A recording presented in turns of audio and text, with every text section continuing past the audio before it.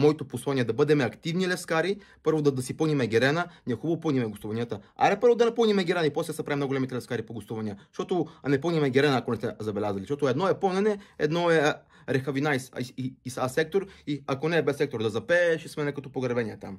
Така че дори с тая еуфория, къде е сега около Левски, нали?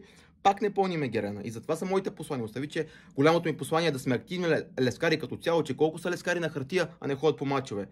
Колко пари даде ти за тук последните години, където Анапко и Мапко и, нали, и тия филми, където Куба ни беше пред оцеляване. Колко пари ти извади, нали, за Левски София? Защото а си купиме репликите, сме първи, нали, да си купиме репликата на Реал Мадрид. И аз съм от първите. Обаче си пренастроях това мислене.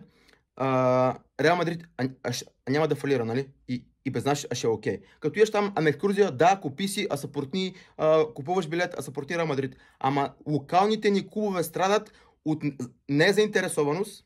Дори голям клуб като Левски София, много са левскари на хартия, казвам го пак. И аз бях отдалечил от отбора, но едно, че аз не бях в Германия, а сега съм си тук. И другото, което е да не ходиме активно и финансово и морално да си подкрепяме отборите.